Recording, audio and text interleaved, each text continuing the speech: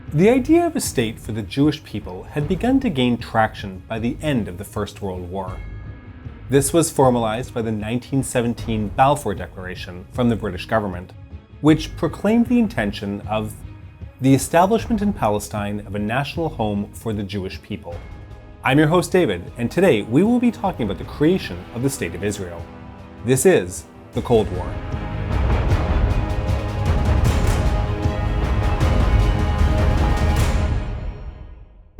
Although the British troops occupied Palestine in 1918 following the campaign against the Ottomans, the League of Nations made this annexation legitimate in 1922 by granting the mandate over Palestine to Britain. The mandate included provisions calling for the establishment of a Jewish homeland, facilitating Jewish immigration, and encouraging Jewish settlement on the land. Of course, as you might already know, the Arab population in Palestine was opposed to the increase in Jewish immigration and settlement. This became the source of a great deal of conflict and confrontation prior to the outbreak of the Second World War, which the British were unable to stop.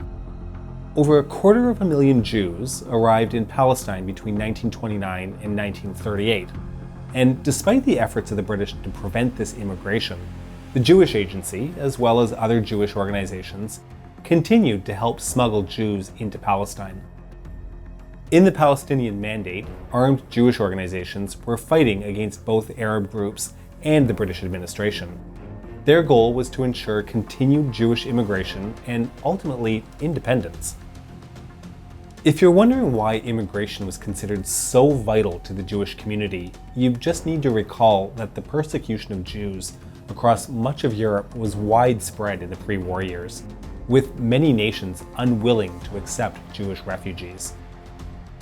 The idea of a partition in Palestine was first presented by the British Peel Commission in 1937, after it became clear that there was little chance of achieving order in Palestine. The Peel Commission proposed the creation of two separate states, one Arab and one Jewish, with population transfers happening to adjust ethnic divides. The Jewish community was in favor of this proposal, seeing it as a first step in the creation of a Jewish homeland, but the Arab community opposed it, as they did not want to lose the land. The other prominent proposal made by the British government in the pre-Second World War era was the White Paper, published in 1939. It called for the establishment of a Jewish national home inside of an independent Palestine within the next 10 years. It also put a limit on Jewish immigration to a maximum of 75,000 people over 5 years. And finally, it placed restrictions on the Jewish population from buying more land in Palestine. While the more moderate groups in the Arab community were willing to accept this proposal, under pressure from the conservative and nationalist Grand Mufti of Jerusalem, Muhammad Amin al-Husseini, it was eventually rejected. The Zionist groups in the Jewish community were also against the White Paper, as it did not promise an independent state for the Jews, and also imposed restrictions to immigration. The rejection led to further animosity between the Jewish community in Palestine and the British administration. British opposition to Jewish migration to Palestine, still in line with the White Paper, continued in 1945 after the end of the war. US President Harry Truman asked Great Britain to admit 100,000 survivors of the Holocaust, which was subsequently rejected. The presence of a very strong US Jewish political lobby, as well as favorable, some would actually very much say guilty, public opinion towards the Jewish community in the wake of the Holocaust, caused the US to put a great deal of pressure on Britain to change their stance. Britain, financially dependent on the United States for rebuilding of the country, was in a very difficult position.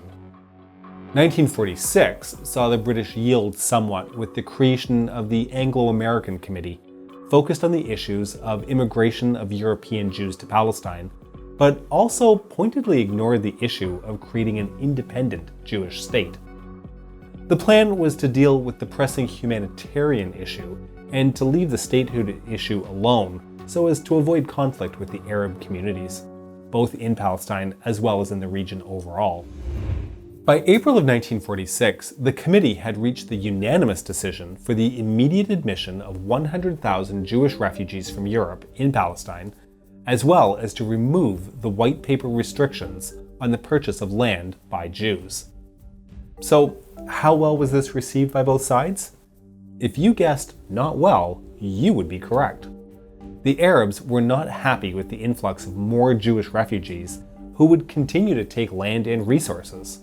There were even calls in the Arab world for jihad and for the Jews to be removed, which in this case translated to mean annihilated.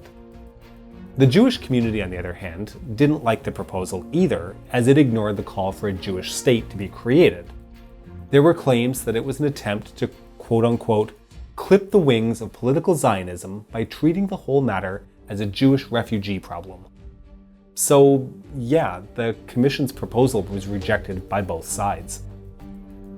While all this was going on, there were armed Jewish underground organizations such as the Haganah, Irgun, and Stern Gang who were waging a guerrilla war against the British administration in Palestine. The guerrilla war was only intensifying the longer a settlement failed to be achieved. The British responded with the not-so-subtle Operation Agatha, the arrest of approximately 2,700 Jewish activists. This was done to disrupt Jewish paramilitary operations by seizing weapons and removing leadership. On the 21st of July 1946, the British military headquarters, based in the King David Hotel in Jerusalem, was bombed by Irgun, resulting in 91 deaths. In response to this, over 120,000 Jews were summoned and interrogated by the police. This was almost 1 out of every 5 Jews in Palestine. The heavy-handed response of the British and their inability to find a compromise, as well as the escalating violence, did not play well in the United States. The Americans put pressure on Britain and effectively forced them to refer the matter to the United Nations. In May of 1947, the United Nations formed a Special Committee on Palestine, tasked with preparing recommendations for the future of Palestine, including how it should be governed, as well as how to handle the Jewish population in the Mandate. The committee was comprised of the so-called neutral states of Australia, the Netherlands, Iran, Sweden, India, Peru, Czechoslovakia, Guatemala, Uruguay, and Yugoslavia. As you can probably guess, not all of these countries were really and truly neutral. While the Jewish Agency cooperated with the committee, the Arab leadership in Palestine boycotted any participation, claiming that the committee was pro-Zionist.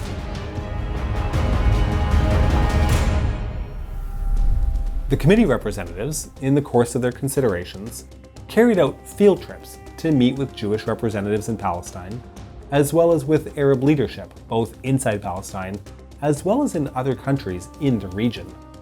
They also spent time monitoring the attempts of Jewish people attempting to illegally immigrate into Palestine, as well as meeting with Jewish refugees who were still in various holding camps across Europe. The committee, as I'm sure you could expect, was heavily lobbied by representatives from all sides, Jewish, Arab, and even the British. Jewish groups wanted a partition of Palestine into separate Jewish and Arab states. The Arabs lobbied against this outcome, warning that a divided Palestine could lead to a catastrophe in the region. The British, on the other hand, lobbied in favor of partition as the only feasible option. On September 3, 1947, the United Nations Special Committee on Palestine published its report. It proposed the establishment of 2 separate nations, one Arab and one Jewish, but that would retain an economic union. Jerusalem would be governed by the international community. The proposal was sent to the United Nations General Assembly to be voted on. Notably, both the United States and the Soviet Union were in favor of the proposal for partition. How well did the newly emerged superpowers view this proposal, and how did they react to it? Pro-Zionist movements in the United States had launched an intense lobbying campaign to secure public support for the plan, and to encourage the US government to apply pressure on other countries to also back the proposal. President Truman, not personally happy with the lobbying taking place, still put his support behind the plan, mostly as a result of electoral considerations, with a presidential election approaching. A formal endorsement was given on October 11, 1947, and was followed by a statement signed by 26 of the US senators who wielded influence on foreign aid bills, calling on other states to support the plan. Nobody should be surprised that the United States, who was so busy financing the reconstruction of a war-torn world, was using its financial muscle to get countries to do what it wanted. It's reported that at least France, Haiti, the Philippines, and Liberia voted in favor of the UN partition plan based on financial pressure from the US.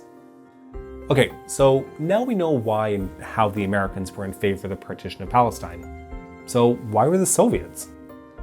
While official Soviet ideology was critical of Zionism, describing it as a bourgeois nationalism, Stalin, forever the calculating pragmatist, chose not to see this matter through the lens of ideology, but rather as someone looking for the best geopolitical outcome for his country. The Soviet leadership saw the Arab countries as being pro-British, and hoped that the creation of a Jewish state in the region would disrupt British dominance. Stalin also hoped that the future Jewish state would be socialist in nature and align itself with the Soviet Union. With this in mind, Moscow pushed its socialist allies to support the partition plan in the UN General Assembly. As the plan required a 2/3 majority vote to succeed, the support of the Moscow-led socialist countries was crucial. Andrei Gromyko, now the Soviet ambassador to the UN, made an impassioned speech before the vote was held, calling for an independent Jewish state. He called back to the immense suffering that the Jewish people had endured through the Holocaust in order to justify Soviet support. As a side note, Soviet support for the Jewish state continued even after the Declaration of Independence of Israel, and many of the weapons used by the Israelis in the First Arab-Israeli War originated from the Skoda factories in Czechoslovakia, sold to the Jewish state under Soviet auspices. We're going to cover more about this conflict in upcoming episodes, so make sure to check it out. So this all looks pretty favorable for the Jewish community in Palestine, but how did the Arabs feel about all this? This was, after all, their land. As I'm sure you already know, or at least can guess, they were diametrically opposed. Arab leaders applied pressure of their own in the international community to vote against the plan.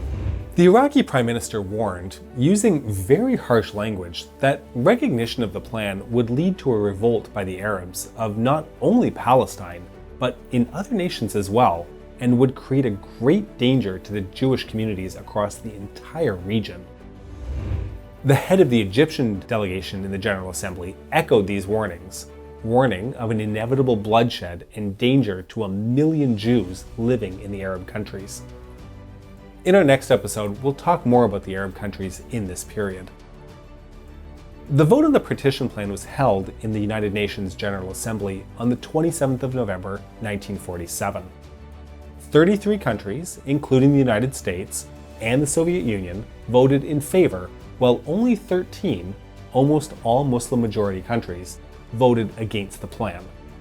The plan for the partition of Palestine into a Jewish state and an Arab state was passed through the United Nations.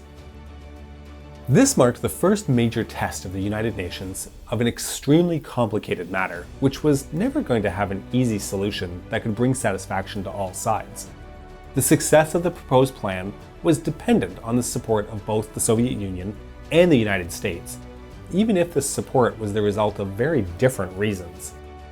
It's one of the early examples of the two superpowers using the UN as a place to flex their international muscle over other countries, instead of letting it be an impartial judge of international conflicts.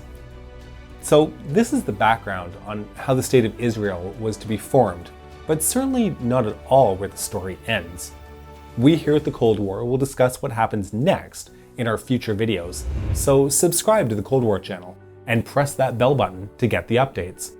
We rely on our patrons to create these videos, so consider supporting us via www.patreon.com/thecoldwar. This is the Cold War channel, and we will catch you on the next one.